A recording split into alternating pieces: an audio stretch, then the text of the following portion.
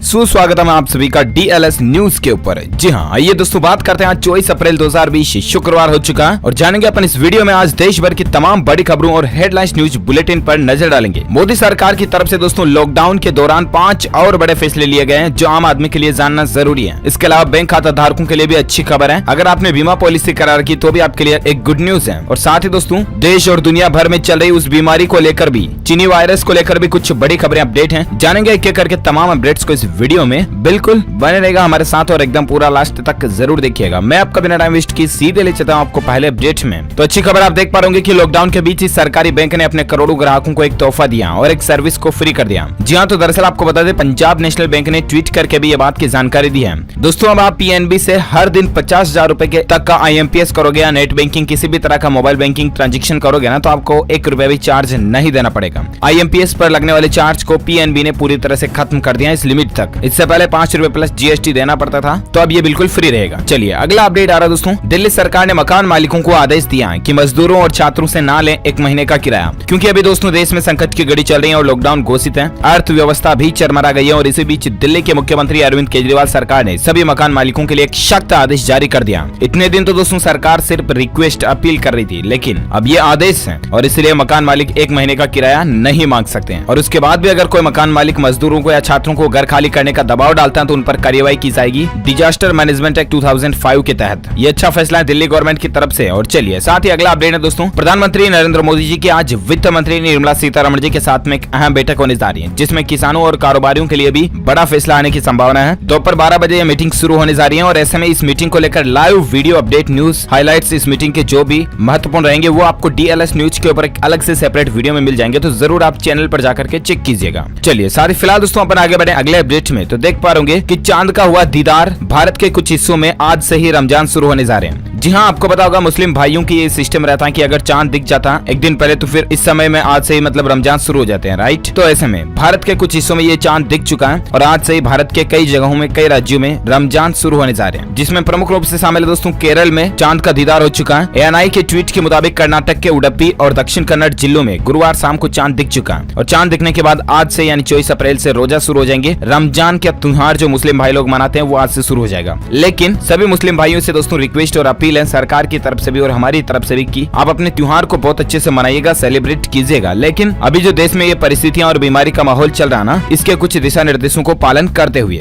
Social distancing जरूर बनाए रखें, एक साथ ज्यादा भीड़ में इकट्ठे ना हो। इसके अलावा जहां तक हो सके घरों में ही रहकर इबादत करें और लॉकडाउन का पूरी तरह से पालन करें। चलिए साथ ही फिलहाल अगला अपडेट आ रहा दोस्तों कि सरकार ने जुलाई 2021 तक सभी सरकारी कर्मचारियों और पेंशनर्स का महंगाई भत्ता नहीं बढ़ाने का फैसला किया। जी हाँ, तो लॉकडाउन के कारण देश में जो स्थितियां बनी इसी को लेकर सरकार ने फैसला लिया और जुलाई 2021 तक के लिए महंगाई भत्ता DA वगैरह में बढ़ोतरी नहीं होगी। कैबिनेट में महंगाई भत्ता में 4% बढ़ोतरी करने का फैसला किया था, लेकिन अब इसका फायदा सरकारी कर्मचारियों को नहीं मिलने वाला है। चलिए साथ ही अगला अपडेट है कि आम आदमी को एक बड़ी राहत मिली है। अब दोस्तों किस्तों में बीमा प्रीमियम का भुगतान हो सकेगा। जी हाँ, IRDA यानी कि भारतीय बीमा विनियामक प्राधिकरण ने एक आदेश जारी कर दिया सभी बीमा कंपनियों के लिए कि अब बीमा पॉलिसी धारक जो है ना वो एक साथ किस्त देने में अगर कैपेबल नहीं है तो वो अब किस्तों में किस्त दे सकते हैं। मतलब बीमा प्रीमियम की राशि भी और किस्तों में दे सकते हैं। यानी कि अगर 6 महीने के आप 6,000 रुपए जमा करवाते हो तो एक साथ 6,000 नहीं बल्कि आप महीने के 1,000 जमा करवा सकते हैं। इस तरह का सिस्टम अब आपको इंश्योरेंस प्रीमियम में मिलने लग जाएगा। चलिए साथ ही अगला अपडेट आ रहा है कि रमजान शुरू होने से पहले दोस्तों दुबई में देखिए गवर्नमेंट ने कितने अच्छे सख्त कानून लागू किए हैं। 10 से ज्यादा लोगों के जमा होने पर भी पाबंदी लगा दी है। रमजान का महीना शुरू होने जा रहा है और इस्लामिक देशों की मुश्किलें बढ़ गई हैं और इसी बीच दोस्तों दुबई सरकार ने गाइडलाइंस जारी कर दी हैं। सोशल डिस्टेंसिंग रखना जरूरी होगा, एक जगह जमा होकर नमाज पढ़ने पर भी रोक है। घर पर रहने वाले लोग घर में ही एक साथ नमाज पढ़ सकते हैं। जरूरी होने पर ही घर से बाहर निकले, बाहर निकलने पर मास्क लगाना जरूरी होगा। ये कुछ रूल्स लागू किए गए दोस्तों दुबई कंट्री के अंदर। और साथ ही फिलहाल अगला अपडेट आप देख पा रहे होंगे घर खरीदारों को LIC कंपनी की तरफ से एक बड़ा तोहफा मिला है। होम लोन की ब्याज दर में कटौती हो चुकी है। जी हाँ दोस्तों, LIC हाउसिंग फाइनेंस जो है ना उसने अपने होम लोन की ब्याज दरों में कटौती कर दी है। सिविल स्कोर 800 या उससे अधिक होने पर 7.5% सालाना ब्याज दर पर ही लोन दिया जाएगा, जो कि पहले 8.10% था तो उसको अब 7.5% कर दिया। यानी कि LIC हाउसिंग फाइनेंस के जरिए अगर अब आप घर पर लोन वगैरह लेते हो तो आपको महीने की किस्त कम चुकानी पड़ेगी और रेटें भी कम रहेगी, ब्याज भी कम चुकाना पड़ेगा। साथ ही अगला अपडेट है कि दोस्तों क्या 3 मई तक टेलीकॉम डिपार्टमेंट ने सभी मोबाइल यूजर को इंटरनेट फ्री में दिया है। ऐसी अफवाहें और सोशल मीडिया पर आपने खबरें चर्चाएं देखी होगी, क्योंकि आजकल व्हाट्सएप वगैरह पर इस तरह का एक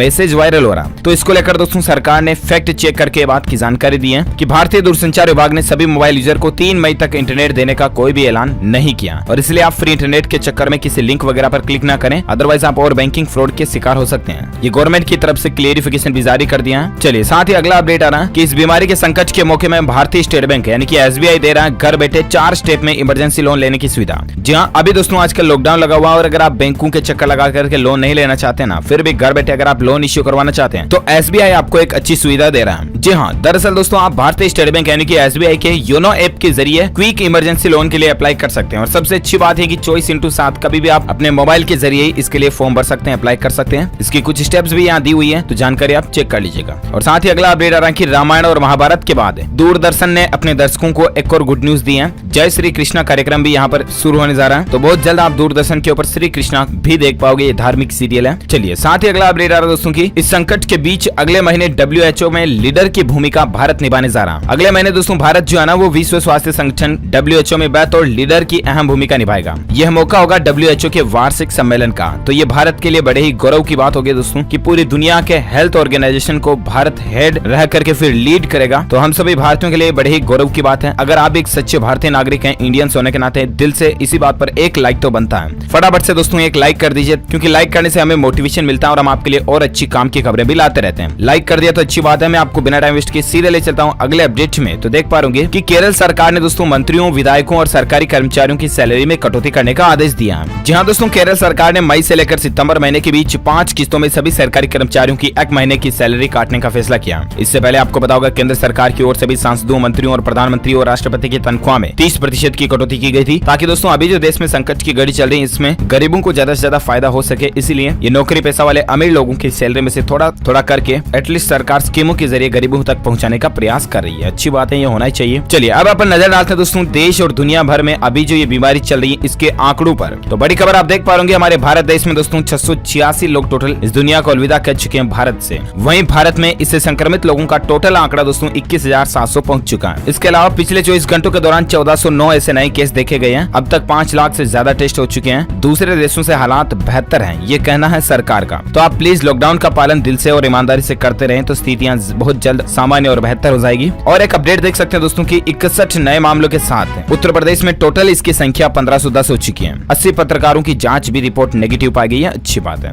साथ ही अगला अपडेट देख सकते हैं कि झारखंड में बिगड़े हालात, 24 घंटों में 8 नए मामले देखे गए दोस्तों। अब तक टोटल झारखंड में 54 संख्या हो चुकी है। साथ ही एक और अपडेट देख सकते हैं कि मध्य प्रदेश इंदौर में जो हालात बहुत ज्यादा गंभीर चल रहे हैं ना, वहाँ टोटल अब तक 945 पॉजिटिव केस देखे गए हैं और इसके अलावा 1687 टोटल मध्य प्रदेश राज्य में संक्रमितों की संख्या पहुंच चुकी है। और एक अपडेट देख सकते हैं कि मुंबई के धारावी में भी 25 नए केस देखे गए हैं। एक और शख्स ने मुंबई से अलविदा कह दिया। और एक अपडेट देख सकते हैं कि महाराष्ट्र में 24 घंटों में दोस्तों इसके 778 नए केस देखे गए और 14 लोग हमें छोड़कर जा चुके हैं। अकेले दोस्तों मुंबई के अंदर टोटल 522 केस हो चुके हैं और कुल आंकड़ा 6427 तक पहुंच चुका है। साथ ही और एक अपडेट देख सकते हैं कि दर्जन देशों ने भारत से खरीदी थी हाइड्रोक्सी क्लोरोक्विन की दवाई। करोड़ों रुपए की दवाइयां दोस्तों भारत ने मदद के तौर पर इस मुश्किल की घड़ी में दी है। इससे पता चलता है कि भारत आखिर कितना दयाशील देश है और ये दुनिया को भी बात समझ में आ चुकी है। चलिए साथ ही अगला अपडेट आ रहा है दोस्तों की अमेरिका में दोस्तों पिछले 24 घंटों में 1738 लोग जो है वो बाय बाय कह चुके हैं इस दुनिया को। वहीं आंकड़ा 46,000 के पार पहुंच चुका है टोटल अमेरिका देश से इस दुनिया को अलविदा कहने वाले लोगों का। इसके अलावा दोस्तों टोटल तो 8.5 लाख से भी ज्यादा लोगों की संख्या अमेरिका में इस बीमारी से संक्रमितों की पहुंच चुकी है। और साथ ही फिलहाल अगला अपडेट आ रहा है दोस्तों की संपूर्ण भारत के अगले 24 घंटों के मौसम पूर्वानुमान की बात करें तो मौसम समाचार वेदर न्यूज अपडेट के तहत आप देख सकते हैं दोस्तों की अगले 24 घंटों के दौरान भारत के पूर्वोत्तर हिस्सों में हल्की से मध्यम बारिश हो सकती है। जी हाँ, पश्चिम बंगाल, सिक्किम, तटीय उड़ीसा, केरल, दक्षिण कर्नाटक और उत्तराखंड की कुछ जगहों पर भी बारिश होने की संभावना है। जम्मू कश्मीर, लद्दाख, हिमाचल प्रदेश में भी हल्की बारिश हो सकती है। इसके अलावा राजस्थान के कई स्थानों पर बारिश होने और धूल भरी आंधी चलने की संभावना भी है अगले 24 घंटों के दौरान। चलिए साथ ही अगला अपडेट आ रहा दोस्तों हैदराबाद में मोबाइल टेस्टिंग लैब खुल चुकी है। DRDO ने इस बीमारी की जांच के लिए एक नया स्टेशन भी खोल दिया। यहाँ पर अच्छी बात है, हैदराबाद के रक्षा के क्षेत्र में रिसर्च करने वाली संस्था जो है DRDO, उसने इसको लेकर एक टेस्टिंग लैब तैयार किया है। साथ ही अगला अपडेट है कि कच्चे तेल में भारी गिरावट के बावजूद दोस्तों हमारे भारत के इन 2 राज्यों में 6 रुपए तक पेट्रोल डीजल महंगा हुआ है और इसके पीछे वजह है दोस्तों अभी जो देश और दुनिया में ये महामारी चल रही है यही है। तो दरअसल बात कुछ यूं है कि कच्चे तेल में गिरावट के बावजूद असम और मेघालय इन 2 राज्यों की सरकारों ने पेट्रोल और डीजल पर टैक्स बढ़ा दिया। ये सरकार इस बीमारी के द्वारा हुए नुकसान की भरपाई के लिए टैक्स बढ़ा रही है। असम में अभी पेट्रोल का भाव 71 से बढ़कर सीधा 77 रुपए कुछ पैसे पहुंच चुका है। वहीं डीजल 65 से सीधा 70 पहुंच चुका है और ये नई रेटें दोस्तों आज आधी रात से लागू हो चुकी हैं। इसके अलावा मेघालय में भी पेट्रोल का भाव 74 कुछ पैसे और डीजल 67 कुछ पैसे पहुंच चुका है। चलिए साथ ही फिलहाल अगला अपडेट आ रहा है कि इस बीमारी को लेकर देख सकते हैं कि सिलेंडर वाला आएगा तो 4 बातें भी सुनाएगा, ध्यान से सुनना। जी हाँ दोस्तों, हमारे देश के पेट्रोलियम मंत्री जो है ना धर्मेंद्र प्रधान जी, उन्होंने इस तरह की एक मुहिम चलाई है कि अब आपके घर पर जो गैस सिलेंडर की डिलीवरी वाला बॉय आएगा ना, वो आपको 4 बातें काम की बताकर जाएगा। वो बातें ये होगी कि आप इस बीमारी से बचाव के लिए मुंह पर मास्क लगाएं, आरोग्य सेतु एप्लीकेशन डाउनलोड करें, हाथों की सफाई पर खास ध्यान दें, हाथों को साबुन से धोएं अगर घर से बाहर से आते हैं तो। इसके अलावा सबसे जरूरी सोशल डिस्टेंसिंग का जरूर पालन करें। तो इन बातों को आप अपनी जिंदगी में भी उतारें, ऐसा नहीं कि बस सिर्फ इस कान से इस कान में, है ना। साथ ही अगला अपडेट आ रहा है कि इंडिगो कंपनी के कर्मचारियों के लिए खुशखबरी है। कंपनी ने सैलरी काटने का फैसला जो था वो वापस ले लिया। जी हाँ, दरअसल आपको पता होगा पीएम मोदी जी ने अपील भी की थी कि प्राइवेट कंपनियां जो है ना वो अपने कर्मचारियों की सैलरी ना काटें। अभी जो देश में लॉकडाउन की स्थिति चल रही है इस दौरान भी, तो शायद उसी का असर पड़ा और इंडिगो कंपनी ने अपने कर्मचारियों की सैलरी काटने का फैसला वापस ले लिया। अब कर्मचारियों की सैलरी नहीं कटेगी। इससे रिलेटेड 2 और अपडेट मैं आपको बताना चाहूंगा दोस्तों, जिसमें और एक अपडेट आप देख पा रहे कि केंद्र सरकार के लॉकडाउन में पूरा वेतन देने के आदेश को चुनौती दी गई है सुप्रीम कोर्ट में। जी हाँ, तो दरअसल दोस्तों हमारे देश के सर्वोच्च न्यायालय सुप्रीम कोर्ट जाना, उसमें किसी ने एक याचिका लगाई है और याचिका लगाई किसने, लुधियाना हैंड टूल्स एसोसिएशन ने ये याचिका लगाई और कहा कि डिजास्टर मैनेजमेंट कानून के तहत केंद्र सरकार द्वारा निजी प्रतिष्ठानों को पूरा वेतन देने का आदेश जारी करना गलत है। इससे अधिकारों का हनन होता है और इस आदेश को वापस लें। अब देखना यह होगा दोस्तों कि आखिर सुप्रीम कोर्ट इस पर क्या डिसीजन देता है। हम आपको बताएंगे जरूर डीएलएस न्यूज के माध्यम से जब भी अपडेट आएगा। तो फिलहाल दोस्तों अपन बात करें अगली नेक्स्ट खबर की, तो देख पा रहे कि अगर किसी कंपनी में इस बीमारी से संबंधित पॉजिटिव आदमी मिलता है ना, तो कंपनी पर कोई भी आपराधिक मामला दर्ज नहीं होगा। ये सरकार की तरफ से क्लियरिफिकेशन किया गया है। केंद्रीय मंत्री प्रकाश जावड़ेकर की तरफ से कहा गया है कि ऐसा कोई भी कंपनी पर सख्त कानून नहीं होगा। और साथ ही अगला अपडेट है कि जर्मनी में अब शुरू होगा इस बीमारी को लेकर वैक्सीन का ह्यूमन ट्रायल। पिफिजर और दोस्तों बायोनटेक जो है ये मिलकर के ह्यूमन ट्रायल करने जा रही है मानव पर, और बस भगवान ईश्वर करे जल्द से जल्द इसका वैक्सीन टीका मिल जाए तो मानव जाति के लिए अच्छा होगा। और साथ ही अगला अपडेट देख पा रहे कि सरकार दोस्तों एक टेलीफोनिक सर्वे भी करवा रही है। हमने आपको कल भी बताया था, लेकिन आप में से फिर से भाई लोगों ने पूछा तो मैं आपको बता दूं दोस्तों, आजकल आपके मोबाइल पर 1921 नंबर से फोन आ सकता है, जिसमें आपसे सर्वे पूछा जाएगा क्या आपके आसपास ऐसे लोग हैं या नहीं है, आपके लक्षण क्या है, आपको सर्दी खांसी जुकाम हो रहा है या नहीं है। तो जो भी सही ऑप्शन हो वही आपको 1 दबाना, 2 दबाना, जो भी आपको कहती है ना मशीन वो आपको दबाना है और इस सर्वे में हिस्सा लेना आपको, ठीक है। सरकार इस तरह का सर्वे करवा रही है अलग अलग जनों के फोन करके। हो सकता है आपको कॉल आ चुका हो या नहीं आया तो आ भी सकता है, ठीक है। अगला अपडेट है दोस्तों, बिहार सरकार की तरफ से भी एक आदेश जारी कर दिया गया है। बिहार राज्य में अब मास्क लगाना अनिवार्य हो चुका है और अगर आप इस नियम का उल्लंघन करते हैं तो आप पर सख्त कानून कार्रवाई की जाएगी। ये अच्छी बात है। और साथ ही अगला अपडेट आ रहा है कि राजस्थान सरकार जो है वो कोबास 8800 मशीनें खरीदने जा रही है, जिससे कि इस बीमारी की जांच में और तेजी आएगी। ये राजस्थान के चिकित्सा व स्वास्थ्य मंत्री डॉक्टर रघु शर्मा ने बातें बताई है कि राजस्थान के मुख्यमंत्री अशोक गहलोत की 10,000 जांच प्रतिदिन करने की सोच की ओर राजस्थान तेजी से बढ़ रहा है और इसलिए सरकार का यह फैसला है। साथ ही अगला अपडेट है कि मध्य प्रदेश में स्कूलों में 1 मई से लेकर 7 जून तक गर्मियों की छुट्टियां घोषित हो चुकी हैं। लॉकडाउन के कारण कैलेंडर को बदला गया। अच्छा, साथ ही अगला अपडेट देख सकते हैं कि ग्रीस जो कंट्री है ना, वहां पर भी दोस्तों लॉकडाउन को 4 मई तक बढ़ा दिया गया। वहीं तुर्की ने ब्रिटेन को पीपीई की मदद से सबको चौंका दिया। तो ये अंतर्राष्ट्रीय अपडेट्स चले कुछ।